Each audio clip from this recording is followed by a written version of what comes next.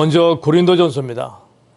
바울의 3차 이제 개간으로서 2시간 동안 사도 바울께서 3차 전도 여행 중에 기록하신 이제 고린도전서, 후서 그리고 로마서를 함께 보도록 하겠습니다. 이거 안 넘어가네? PPT 안 넘어가네? 다시 만들어.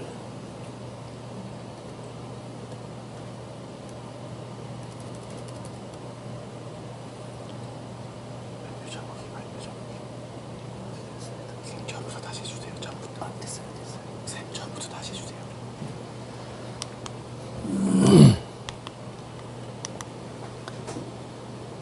바울 선생님께서는 이제 1차, 2차, 3차 전도 여행을 다녀오셨고 로마로 압송되는 그런 과정에서 로마 가택연금까지 4차 전도 여행, 그리고 가택연금에서 풀려나와서 마지막 마메르틴 감옥에서 순교하기까지를 5차 전도 여행으로 보고 있습니다.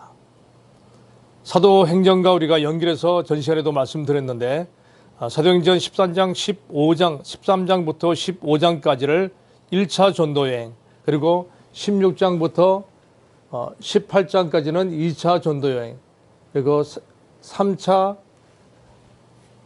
19장부터 21장까지를 3차, 그리고 22장부터 28장까지를 4차 전도 여정으로, 그리고 그 이유가 5차 전도 여정으로 우리가 보시면 되겠습니다. 1차 전도 여정 때는 1권을 쓰셨고 2차 전도 여정 때는 2권을 쓰셨으며 3차 때는 3권, 그리고 4차 때는 4권을 쓰셨고 5차 때는 3권을 쓰셨습니다. 1차 때 쓰신 서신은 사도행전 13장과 15장 이 배경으로 하고 있는 서신서는 그 갈라디아서입니다. 믿음의 사도 바울이 갈라디아 지역에 대한 전한 예수님의 믿음으로 말미암아 얻어지는 구원에 대해서 유대 거짓 교사들이 할례와 안식일을 강조하자 믿음이 흔들리는 갈라디아 교회를 향하여 쓰신 편지입니다. 3차 전도 여행 때는 데살로니가에서 복음을 증거하시다가 3주 만에 피신할 수 없는 그런 상황이 생겼습니다. 그래서 베레아를 거쳐서 이쪽 아덴을 해서 고린도까지 계시는 동안에 데살로니가 교회의 소식을 디모데로부터 이제 듣게 됩니다.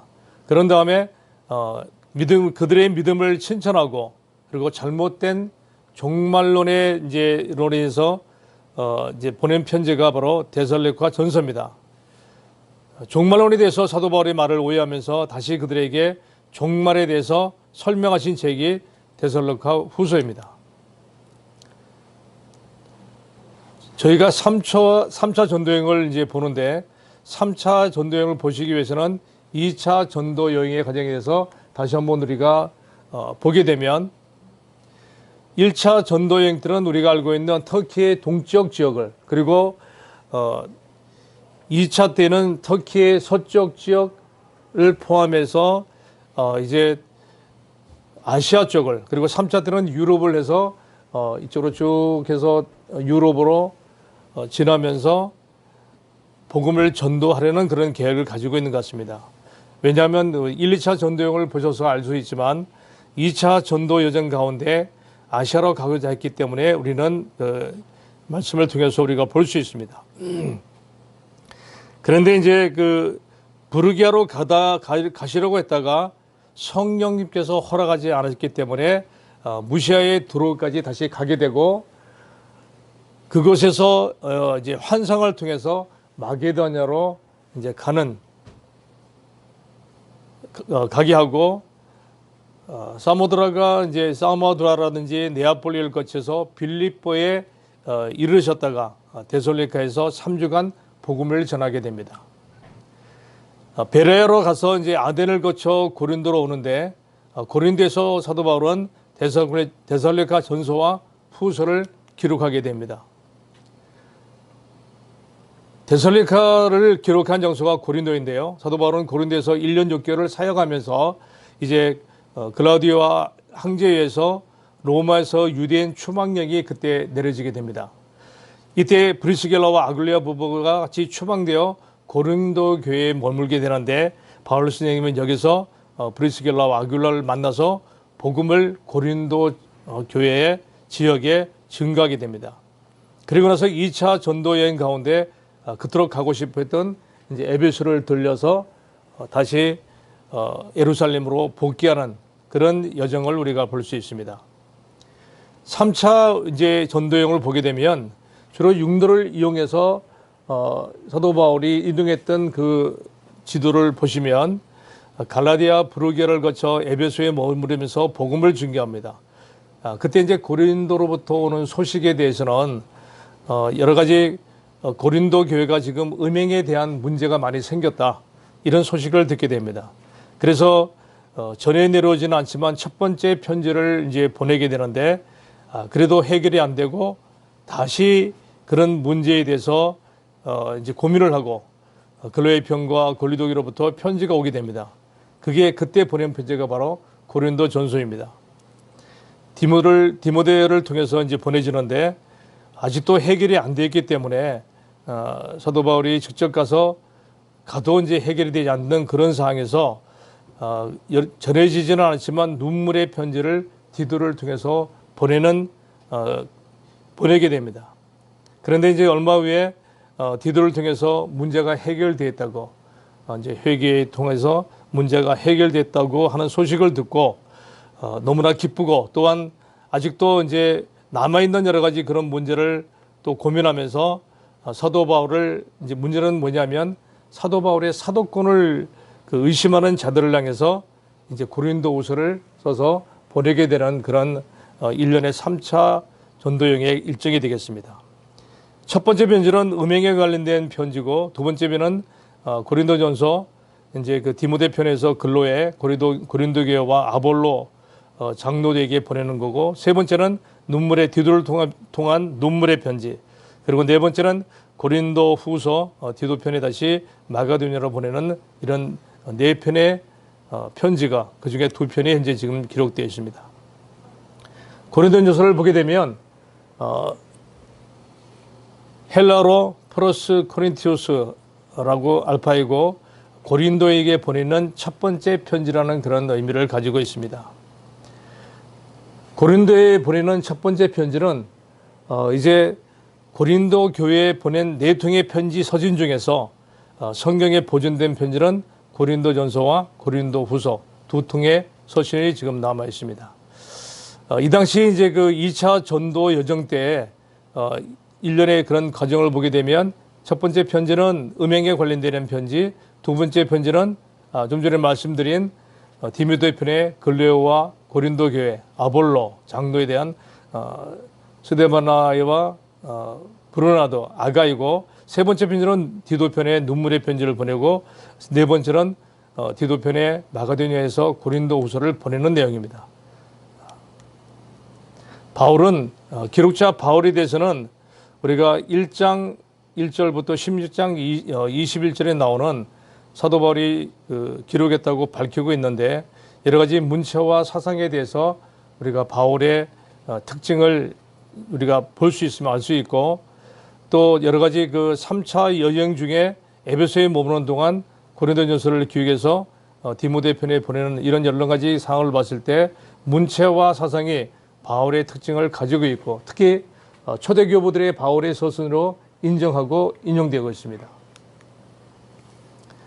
1장 2절 근거에 의하면 이제 수신자에 대해서는 1차 대상자는 고린도에 있는 하나님의 교회, 곧 그리스도 안에서 거룩하여지고 또 성도라고 부르심을 받은 자들에 대한 대상이며, 2차 대상자들은 각처에서 우리의 주 되신 예수 그리스도의 부름을 받은 모든 자들이라고 밝힙니다.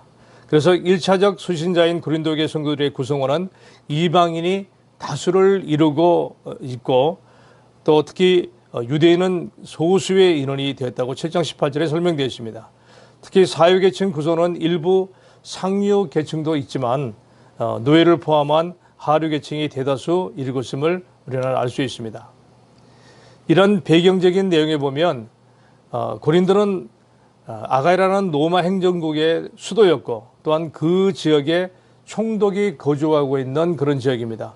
그래서 지정학적으로 아주 중요한 그런 위치를 차지하고 있고 또 무역의 중심지가 되어 있으며 이 지역의 여러 가지 무역의 중심이다 보니까 번영이 되어 있고 또 여러 가지 많은 그런 번성된 그런 지역을 통해서 사치와 부도덕이 만연하고 있는 그 지역을 우리가 볼 수 있습니다. 이때 당시에 이제 세대 3대 스포츠라고 하고 있는 이스트무스라는 그런 경기가 2년에 한 번씩 걸쳐서 이렇게 다양한 이제 그 사람들이 민족들이 왕래하고 또 이런 걸 통해 가지고 많은 발전적인 내용을 볼 수 있습니다.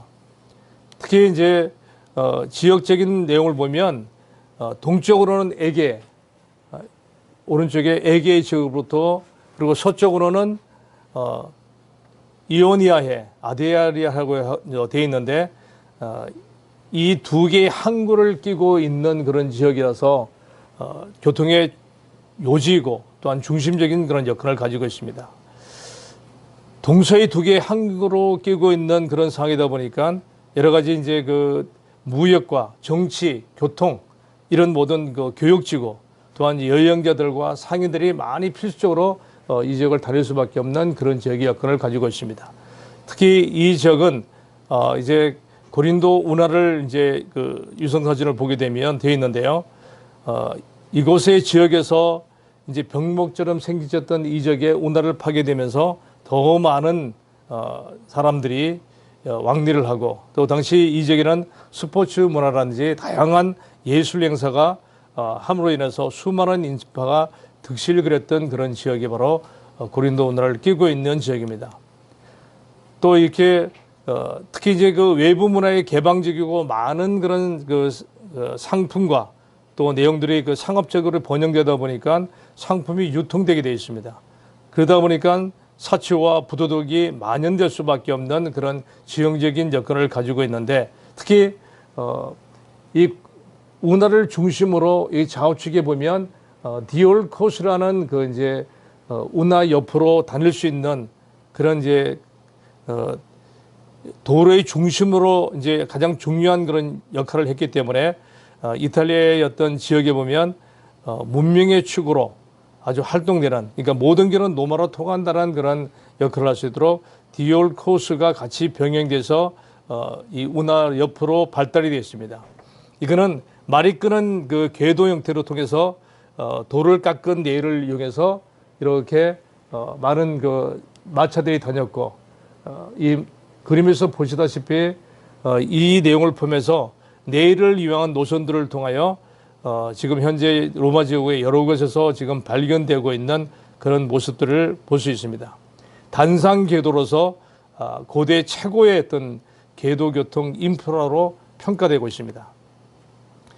이 당시 그 이스트무드 경기는 이스미안 경기로 해서 고린도전서 9장 25절에 보면 사도 바울이 썩을 승리자의 관인 비교하는 내용이 들어 있습니다.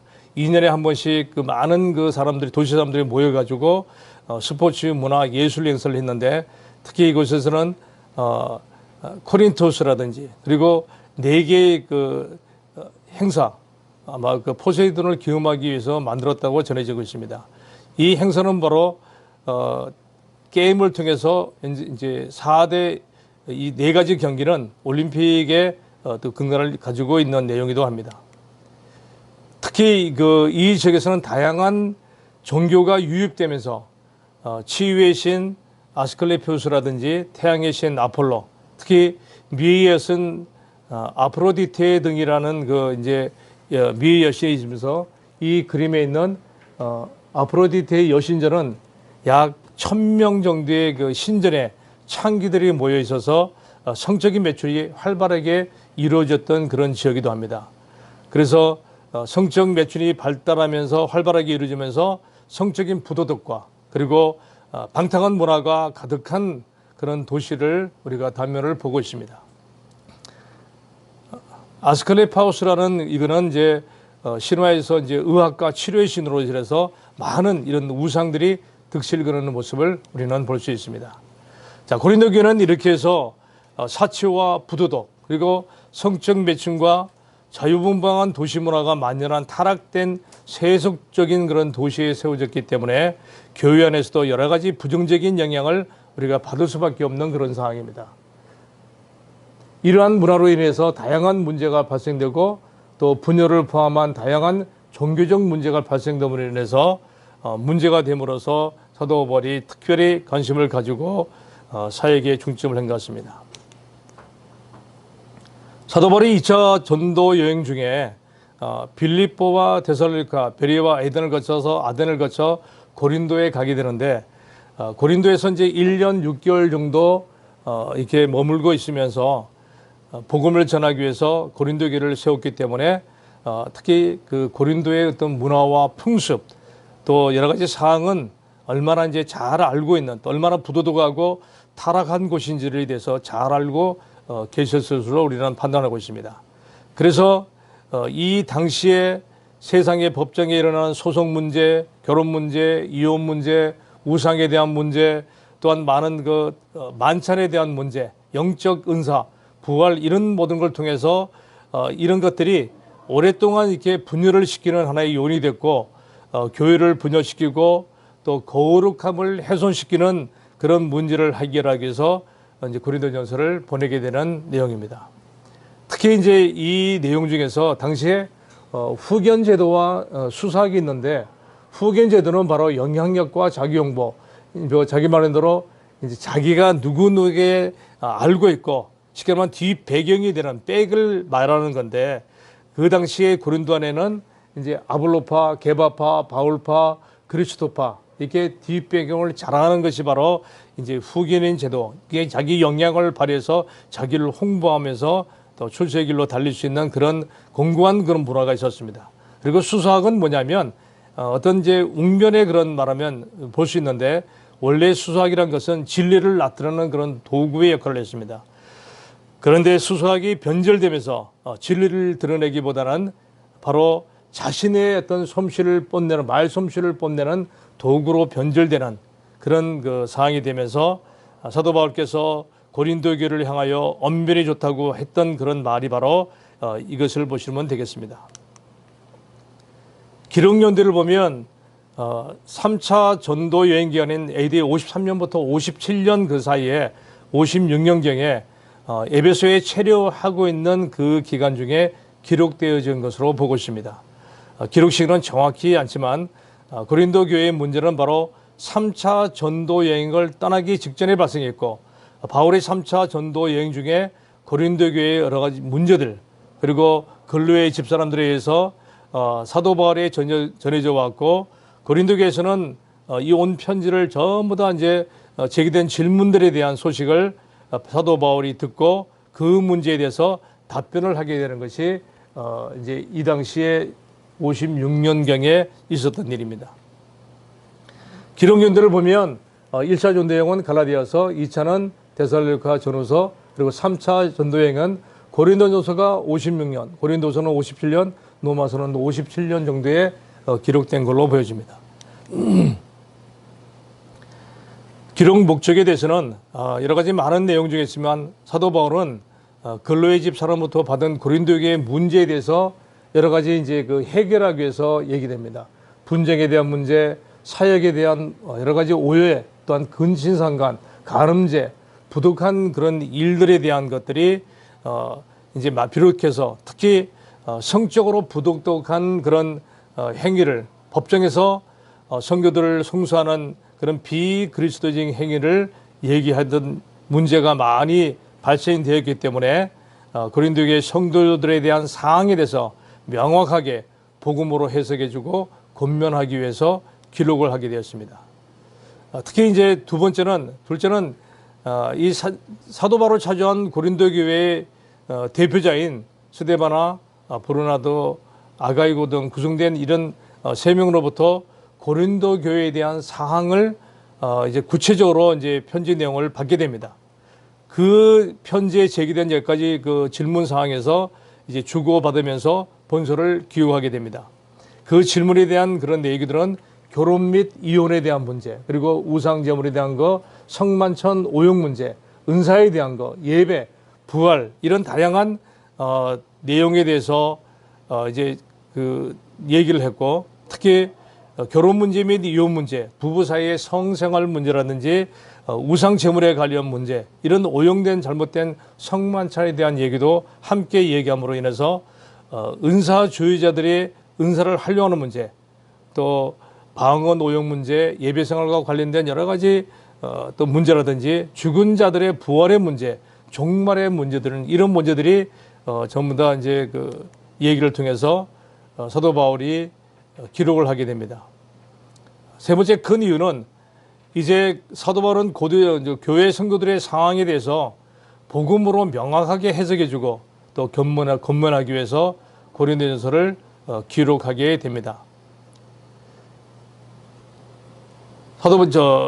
고린도전서의 첫 번째 절은 하나님의 뜻을 따라 그리스도 예수의 사도로 부르심을 받은 바울과 형제 소스데네로 시작되면서 하나님께서 자신을 그리스도 예수의 사도로 부르심을 언급하며 동료인 소스데네와 함께 고린도 교회의 안부를 전하고 있습니다.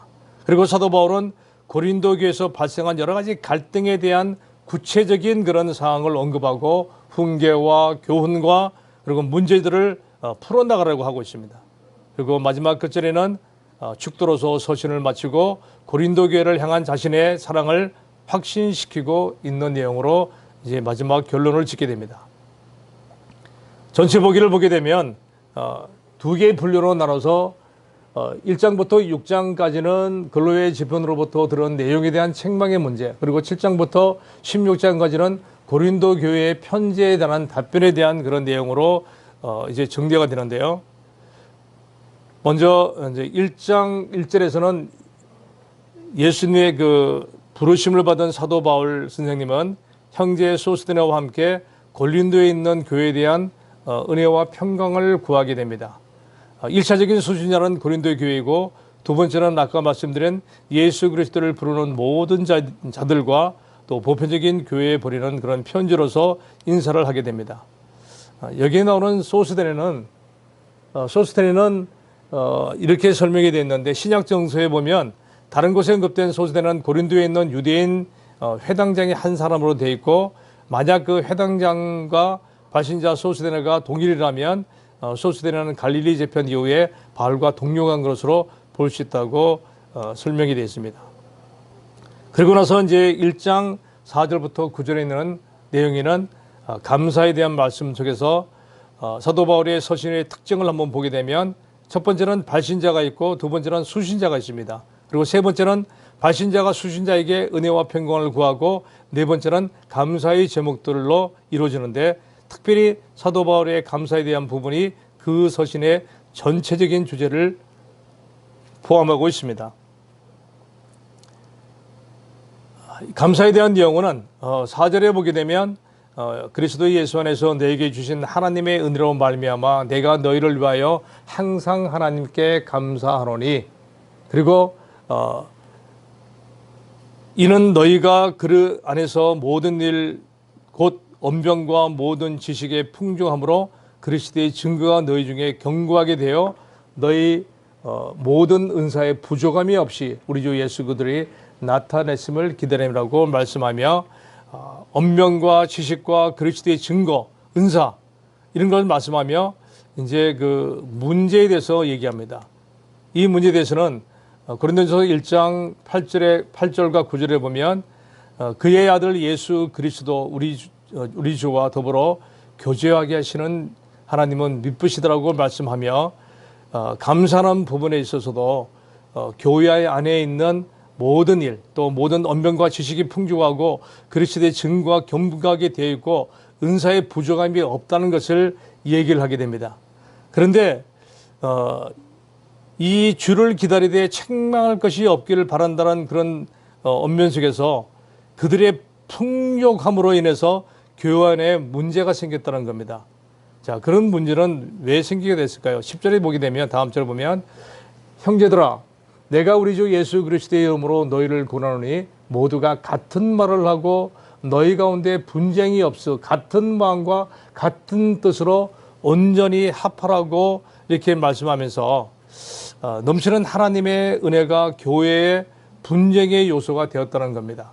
그래서 하나님께서는 우리에게 율법을 주시고 말씀을 주신다는 것은 그 율법과 그 명령과 규례와 법도가 하나님의 뜻과 의지이기 때문인데, 하나님의 뜻을 우리에게 주셔서 우리의 영원히 함께 하시길 원한다는 겁니다. 그런데 교회는 하나님의 나라를 이루어가며 서로 다른 모습이지만 하나님의 뜻과 말씀에 따라 하나가 되는 교회가 되어야 함에도 불구하고, 고린도 교회는 그것을 서로 언병과 지식과 그리고 그리스도의 어떤 증거와 은사가 풍족함에도 불구하고 아주 부족함이 없는 교회임에도 불구하고, 그들은 예수 그리스도 안에서 하나 되는 마음, 하나 된 뜻을 품지 못했을 때 교회 안에서 풍족함도 문제가 된다고 이렇게 말씀하면서 분쟁의 요인을 얘기합니다. 그래서 너희 가운데 분쟁이 있었던 것을 말하며 나는 바울에게, 나는 아볼로에게, 나는 게바에게,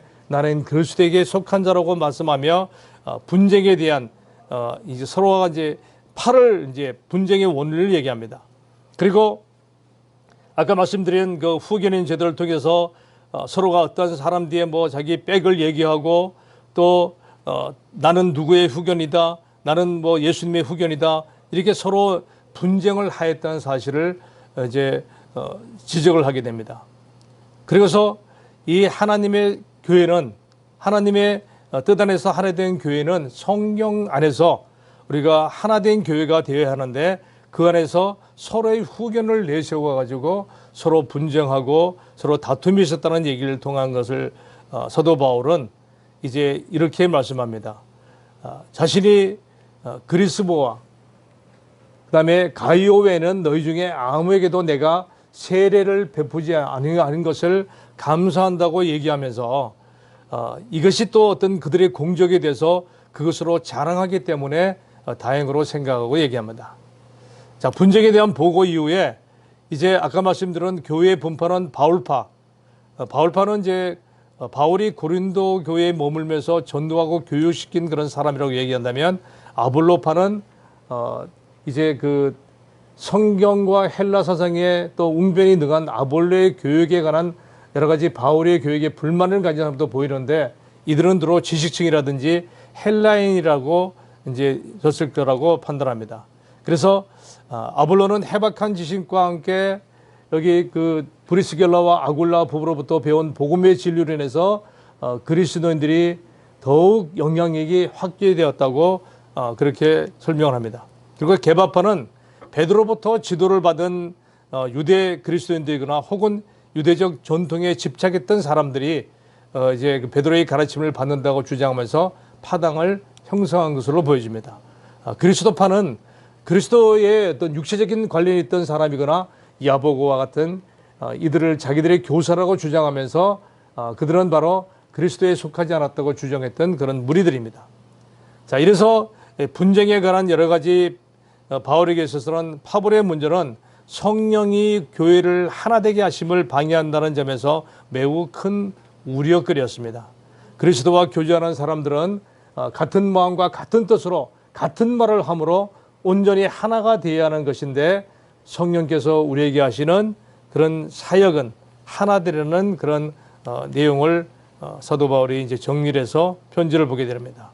두 번째는 글로의 지편으로부터 들은 내용에 대한 책망에서 분쟁의 이유에 대해서 1장 18절부터 4장 이제 21절에 기록이 되어 있는데요. 복음의 메시지에 대한 오해 부분입니다. 18절에 보면 십자가 도가 멸망하는 자들에게는 미련한 것이요 구원을 받은 우리에게는 하나님의 능력이라고 얘기하면서, 당시 고린도교는 힘과 능력이 많은 도시였습니다. 그래서 정치, 경제, 문화, 또 종교, 스포츠 모든 것이 이제 뛰어나고, 또한 뭐 지혜와 지식도 많고 또 능력이 많은 이곳에 이것이 고스란히 교회 안에서도 이제 공적이 되면서 이제 이런 문제를 제기하게 됩니다. 그래서 고린도는 자신의 힘과 능력을 가시하고 또 모든 면에서 뛰어났던 도시에서 뛰어난 사람만이 인정받는 그런 사회를 통해서 이제 자신의 뛰어넘는 것을 자랑하는 이 시대에 사도 바울은 말씀할 때 십자가는 죽음 중에서 가장 미련한 죽음이라고 얘기하고, 또 멸망당하는 자들에게는 미련하다고 여기저기에 표현하게 됩니다. 그래서 십자가의 도가 멸망한 자에게는 미련한 것이요 구원을 받는 우리에게는 하나님의 능력이라고 얘기하면서 십자가의 도가 하나님을 알지 못하고 멸망한 자들 보기에는 미련하기 짝이 없다는 겁니다. 그래서 그들에 대해서는 왜냐하면 능력과 지식이 뛰어난 그런 자랑하는 곳에서 당시 로마 시민들에게는 어떠한 나쁜 심한 죄를 줘도 내리지 않는 십자가 처형이라는 것을 그들에게 곧 생각할 때는 역겨움과 가증스러운 것으로 비쳤다는 겁니다. 그런데 구원받은 우리에게는 세상이 보기에도 미련하고 어리석고 역겹고 가증스러운 거지만 구원을 받은 우리에게는 세상의 지식과 지혜와 뛰어남으로 인한 공적이 능력이 아니라 십자가의 능력이라고 말씀을 합니다. 그래서 세상의 지혜로는 하나님을 알지 못하는 것입니다. 하나님의 지혜는 복음을 전파할 때 현란한 지혜의 말로 되지 아니하고 또한 어떤 그 미련함도 구원하시기를 기뻐하지 않는다고 말씀합니다. 그래서 23절에 보면 우리는 십자가의 복음에 십자가에 못 박힌 그리스도를 전하니 오직 부르심을 받은 자에게는 유대인이나 헬라이나 그리스도는 하나님의 능력이요 하나님의 지혜라고 말씀하면서 이제 메시아라면 그렇게 죽어서는 안 되는 것이라고 생각했던 그들, 그리고 나무에 달린 자마다 저주를 받은 자라고 생각했던 그들, 저주받은 자가 어떻게 메시아가 될 수 있냐고 그들은 반문합니다. 헬라인도 마찬가지입니다. 그들은 현란한 지혜를 구하지만 십자가의 도는 오히려 그들 보기에 가장 능력이 없고 미련을 보이는 것이기 때문에 유대인들에게는 꺼리키는 것이고 이방인에게는 미련한 것이 된다는 겁니다. 그래서 그렇다면 고린도에 있는 교인들은 과연 얼마나 뛰어날까요? 한번 생각해 보면 26절에 보면 형제들아 너희를 부르심을 보라 육체를 따라 지혜로운 것이 많지 아니하며 능한 자가 많지 아니하며 물벌 좋은 자가 많지 아니하다고 말씀하면서 너희들 스스로 지혜롭게라고 여기지만 하나님께서는 그 미련한 그들을 택하셔서 지혜로운 자들을 부끄럽게 하신다고 말씀합니다. 그래서 그들을 택하셔서 강한 자를 부끄럽게 하신다는 말씀을 통하여 누구도 자랑하지 못하게 하시겠다는 그런 말씀입니다. 그들에게 자랑할 것은 아무것도 없습니다. 그래서 자랑할 자는 주 안에서 자랑하라고 말씀합니다. 자, 바울 선생님은 복음을 전하면서 말과 주의 아름다운 것으로 하지 않았습니다. 그래서 오히려 그들에게 약하고 두려워하고 심히 말하면서 나아갔다는 것입니다. 복음은 감춰졌던 것인데요. 이것은 성령님께서 우리에게 분별할 수 있게 해준다는 겁니다. 다시 말해서 그리스도의 마음을 가진 자가 이 복음의 비밀을 깨달을 수 있다고 얘기합니다. 이제 스스로 지혜롭고 영적으로 생각하는 그들에게 이제 고린도 교회는 영적이라고 말할 수 없다고 말하면서 이제는 영이신 하나님께서 지혜와 성령의 충만함을 받았으면 어떻게 파당을 지어 분쟁할 수 있느냐. 그래서 스스로 지혜롭고 이제 영적이라고 하나 여전히 인간적인 욕구에 움직이는 육적인 모습이라고 얘기를 하면서 이제 복음에 전달한 사람에게 대한 오해에 대한 부분을 이제 풀어줍니다. 보면 아볼로는 무엇이며 바울은 무엇이며 또 각각 주신 대로 너희가 이건 믿게 한 사역자라고 말씀하면서 그들에 대해서 과소평가하고 있다고 얘기합니다. 심는 자와 물 주는 이는 아무것도 아니라는 겁니다. 그래서 나는 심었고 아볼로는 물을 주었으되 오직 하나님께서 자라나게 하셨다고 말씀하며 이제 하나님 안에서 함께 일하고 자라는 것이라고 말하며 심는 자나 물 주는 이는 아무것도 아니고 오직 자라게 하시는 것은 하나님이라고 말씀을 합니다. 그러니 왜 우리는 하나님의 동력자들이고 너희는 하나님의 밭이고 하나님의 집이라고 말씀하시면서 스스로 교회는 하나님의 밭이고 하나님의 건물이고 하나님의 거룩한 절입니다. 그리고 그 교회는 교회 공동체라고 말씀을 합니다. 그러면 각각 어떻게 그것을 이게 세울까를 한번 조심해야 하고 이제 이 터는 예수 그리스도라고 이제 결론적인 말씀을 하고 또 다음은 이제 분쟁의 이유들 중에서 사도 바울의 사역에 대한 오해에 대한 부분입니다.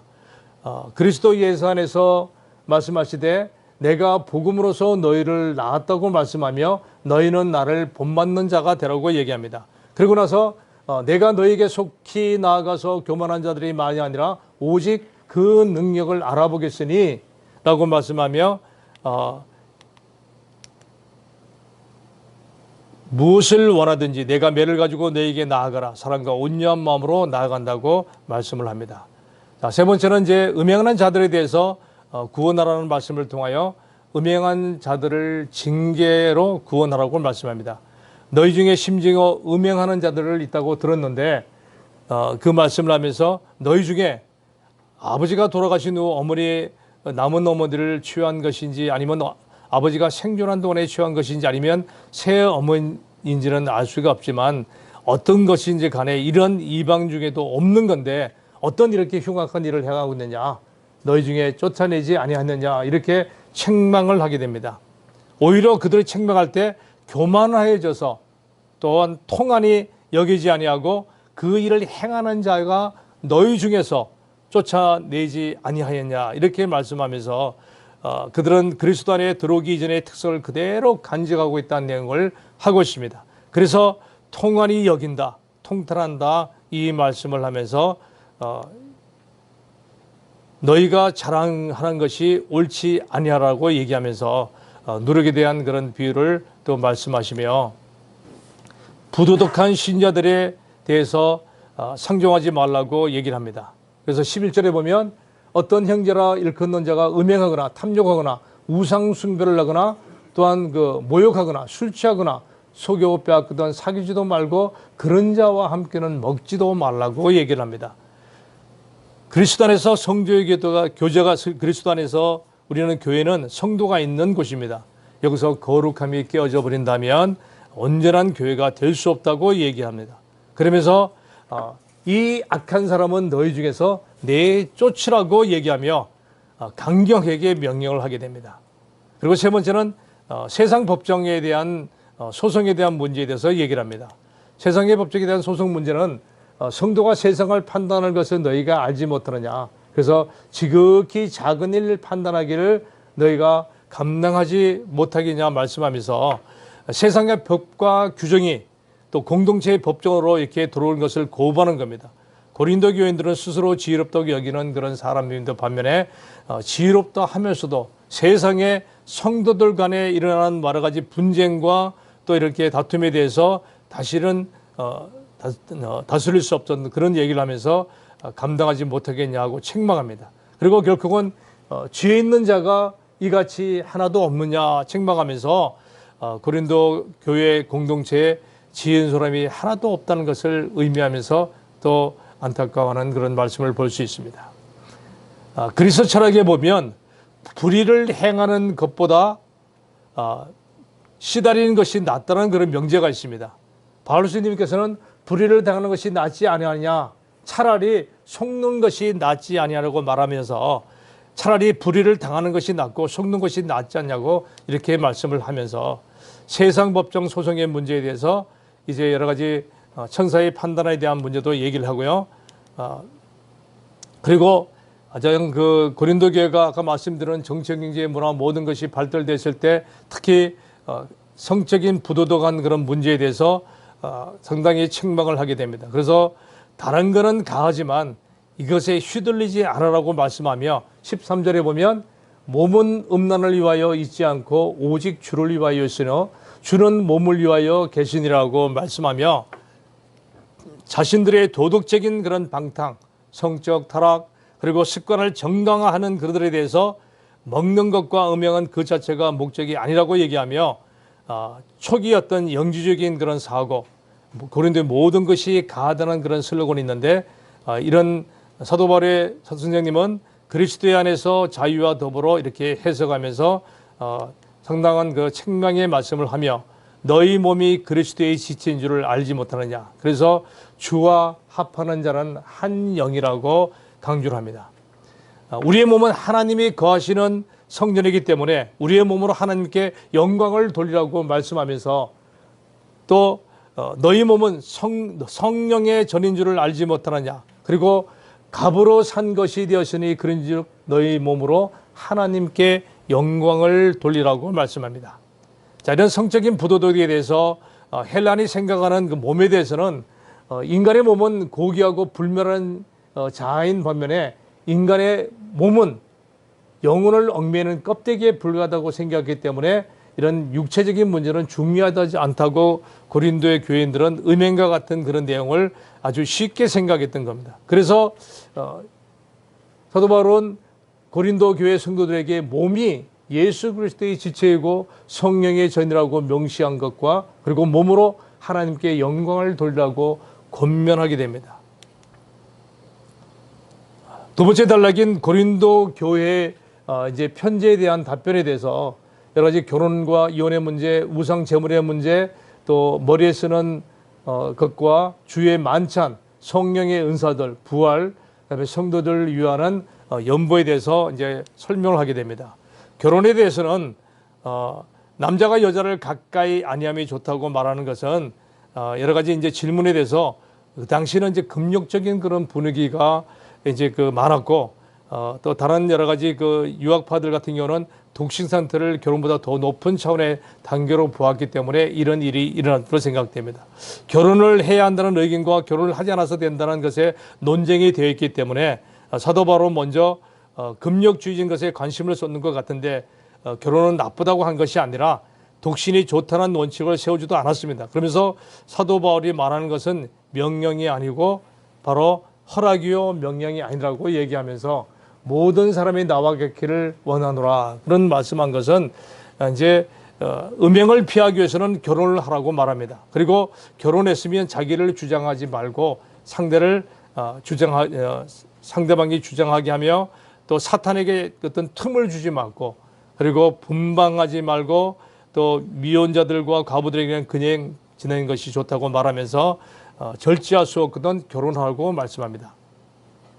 이혼에 대해서도 7장 10절부터 11절에 보면 여자는 남편에게 갈라지지 말고 그대로 지내든지 다시 그 남편과 화합하든지 하라고 얘기하면서 부부 중에 한쪽만 믿을 경우는 갈라지지 말라고 얘기합니다. 그리고 믿는 남편과 아내에 대해서 배우자가 구원을 받을 수 있기 때문에 얘기하면서 이혼에 대해서는 갈라서지 말라고 얘기합니다. 갈라섰으면 그대로 지내든지 다시 합하라고 다시 얘기를 합니다. 그리고 하나님의 부르심에 대해서는 각 사람에게 나눠주신 대로 그대로 행하라고 말씀하십니다. 할례자가 무할례가 되지 말고 무할례자가 할례가 됐다고 하지 말고 종이라도 주께 속한 자유인이 있고 자유인이라도 그리스도의 종이라고 말하는 것처럼 이제 여러 가지 말을 통해서 하나님의 부르심을 그대로 지내라고 말씀하며 이제 우상 제물과 우상 숭배에 대해서 답변을 하게 됩니다. 자, 이 말씀은 자유와 더 연약한 형제를 지낸 그러니까 당시에는 고린도 도시는 중앙에 큰 광장이 있고 광장에 돌리는 각종 중요한 그런 시설들이 많이 있었습니다. 그 중요한 시설 중에 하나가 아까 인으로 신전이 있고 신전에서는 제사를 지는 후에 나온 여러 가지 많은 고기를 파는 정육점 같은 게 있으면서 같이 있었는데 이걸 통해서 이제 너희의 자유가 믿음이 약한 자 고기 먹는 것에 대해서 이제 얘기를 합니다. 만약에 강한 믿음을 주신 것은 약한 믿음을 가진 자가 믿음 안에서 세워질 수 있도록 이제 얘기하면서 만약에 믿음이 약한 자들이 고기를 먹어서 형제의 믿음이 걸림돌이 된다면 그것을 사랑하는 마음으로 배려해서 먹지 말도록 당면한 그런 말씀을 통하여 연약한 형제에 대해서 이제 이렇게 행동하라고 말씀드리며 바울의 사도적인 권리에서는 9장 말씀하시는데 이 당시에도 보면 사도권을 부정하는 그런 많은 자들이 사도적 권리를 얘기합니다. 그래서 사도 바울은 오히려 사도적 권리를 받지 않음으로 인해서 비판을 받게 되는데 당시 이제 순회 설교자들은 그들의 마땅한 권리를 받게 됩니다. 근데 사도 바울은 이를 받지 않았기 때문에 말씀하신 대로 우리가 이 권리를 쓰지 아니하고 범사에 참는 것은 그리스도의 복음에 아무 장애가 없게 하려 함이라고 말씀하며 자신의 구원을 위해서도 운동장에서 다름질하는 것처럼 부름의 상을 받기 위하여 자신의 몸을 쳐서 복종하며 예수 그리스도의 복음에 참여했다고 고백하는 그런 말씀을 합니다. 그래서 내 상이 무엇이냐? 내가 복음을 전할 때 값없이 전하고 복음으로 말미암아 내게 있는 권리를 다 쓰지 아니하냐 하는 것이 바로 이것이라고 말씀합니다. 그리고 사도적 권리에 대해서 바울은 자신의 사도로서 교회에 어떤 부양을 받은 권리와 또한 자유가 있어도 그 권리와 자유를 자신을 위해서 사용하지 않고 다른 사람을 구원하기 위해서 희생하고 절제하며 사도직을 수행했다고 말씀하며 내가 여러 사람에게 여러 모습이 된 것도 아무쪼록 몇 사람이라도 구원하고자 함이라고 말씀을 하게 됩니다. 자, 그리고 우상 숭배하는 자가 되지 말라고 얘기하면서 당시에 여러 가지 보면 출애굽 당시에 우리가 신령한 음식을 먹는 자들도 주를 시험하다가 우상 숭배에 또 음행하다가 2만 3천이 죽었던 사건을 우리가 볼 수 있습니다. 이것을 깨우치기 위해서 기록했는데 그런즉 너희들은 선질로 생각을 한 자는 넘어질까 조심하라 이렇게 얘기하면서 우상 숭배하지 말라고 얘기를 합니다. 그리고 떡이 하나고 우리 몸이 하나이기에 한 떡에 참여해야 된다고 말씀하며 우상 숭배는 귀신에게 하는 것이다. 주의 전과 귀신의 자를 겸하여 마시지 말라고 얘기를 합니다. 그리고 나서 이제 성도에게는 모든 것이 다 가능하지만 모든 것이 교회 공동체 안에 유익한 것인지 아니면 다른 사람에게 덕을 세우는 것이 분별해서 하라고 얘기하면서 모든 것이 유익한 것이 아니요 또한 모든 것이 덕을 세우는 것이 아니니 누구든지 자기 유익을 구하지 말고 남의 유익을 구하라고 얘기합니다. 그러면서 너희는 성도들은 너희가 먹든지 마시든지 무엇을 하든지 간에 하나님의 영광을 위해서 하라고 말씀합니다. 이 모든 것이 교회에 유익하고 모든 사람을 기쁘게 하고 또한 모든 사람의 유익을 구원하고 또 구원하고 또한 그리스도를 본받는 자신을 본받는 것처럼 자신을 본받으라고 결론적인 말씀을 합니다. 나와 같이 모든 일에 모든 사람을 기쁘게 하고 많은 사람의 유익을 위하여 그들도 구원을 받게 하라고 말씀을 합니다. 자, 예배 가운데 머리 쓰는 것에 대해서는 이제 말씀을 할 때 당시 그 여자들은 머리에 쓰라고 했을 때 여러 가지 이야기들이 있습니다. 내가 너에게 준 대로 전통을 지키기 위해서 너에게 지킴으로 너희를 칭찬한다. 그리고 남자의 머리는 그리스도요, 여자의 머리는 남자요, 그리스도의 머리는 하나님이라고 말씀하면서 바울이 남성 우월론을 주장한다고 보아서는 안 됩니다. 이 문제는 당시의 사회 문화적 배경과 밀접한 관계가 있는데 그 시각으로 우리가 보게 되면 이 당시에 이제 그 머리에 쓰는 것에 대해서는 신전의 창기들이 그 많이 있기 때문에 머리를 밀어서 그를 가리기 위해서 했고 또 매춘하는 여자들의 머리를 따올리거나 이제 염색을 했기 때문에 그것을 가리기 위해서 했다고 설명되어 있습니다. 그리고 남성 중심 사회주의에서 교회 안에서 영향력 있는 여성들이 등장함으로 따라서 이 대립에 대한 상태를 또 이렇게 평범하기 위해서 또한 외출 어떤 공식적인 모임에 반드시 베일을 가리는 것을 보편적으로 했던 그 당시의 문화적인 전통을 볼 수 있습니다. 그래서 이러한 부분을 창조 질서 간의 자연적 보수를 근거로 권면하면서 모든 것이 하나님께로 났다라고 말씀합니다. 자, 성만찬 문제에 대해서는 이제 주의 만찬으로 교회 안에서 분쟁이 일어나게 되는데 이거 잘못된 부분을 얘기합니다. 그러니까 주의 만찬은 주의 몸에 참여하는 그런 의식인데 당시에 성도들은 가난한 자와 또 부자들이 함께 구별되어 있는 그런 상황이라서 가난한 자들이 성만찬에 들어오면 부끄럽게 어떤 그런 마음을 가지고 있고 또한 그 사도 바울의 주의 만찬의 의미를 설명하면서 이 주의 만찬에 참여하는 바른 자세를 가지라고 얘기를 합니다.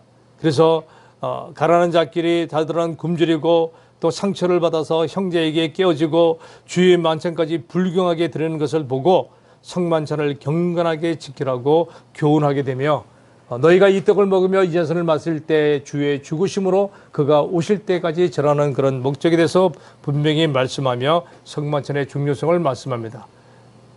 자, 이제 성령의 은사들에 대해서는 12장부터 14장까지 나타나오는데요. 12장에서는 영적인 것들, 즉 은사의 다양성에 대해서 설명을 하는데 이 은사 가운데 최고의 것은 사랑이라는 것으로 말씀합니다. 그리고 14장에서는 방언과 예언에 대해서 말씀을 하고 있는데 이 모든 근거는 하나님의 무질서의 하나님이 아니시고 평화의 하나님이라고 말씀하며 3절에 보게 되면 성령으로 아니하고는 누구든지 예수를 주시라 할 수 없다고 말씀하며 분명히 성령님의 역할에 대해서 분명히 말씀하고 있습니다. 그래서 예수님을 주라고 고백할 수 있다는 겁니다.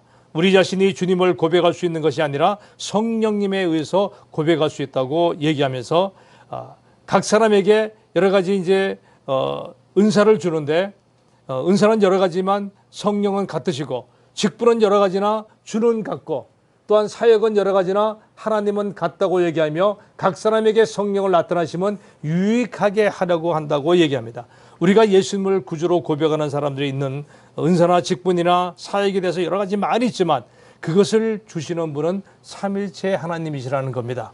그러면 성령님을 통해서 여러 은사가 나타나는 이유가 뭘까요? 바로 유익하게 하려는 하신다고 말씀하며 은사를 통해서 유익하게 된다는 겁니다. 하나님께서 유익이 되고 특히 교회 공동체 안에서 유익이 된다는 겁니다.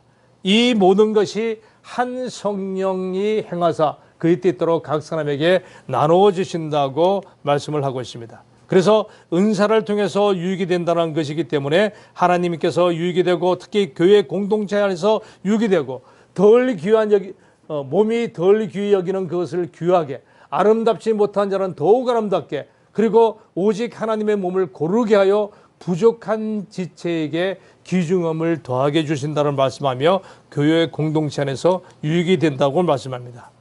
그리고 우리는 더욱더 너희는 큰 은사를 사모하라고 말씀하며 지혜의 말씀, 지식의 말씀, 그 다음에 병 고치는 은사, 예언과 또 분별하는 능력, 방언 이런 통역하는 능력이 있지만 이거는 예수님을 구주라고 고백하는 사람들에게 은사를 다양하게 주시는데 그 은사는 성령님께서 지혜의 말씀, 지식의 말씀 그리고 은사, 예언, 명문 이런 방언, 통역, 은사해 줬다는 말씀입니다. 따라서 우리는 누구나 다양한 은사를 가질 수 있느냐고 물으며 더욱더 큰 은사를 사모하라고 얘기합니다. 고린도서 13장은 사랑장입니다.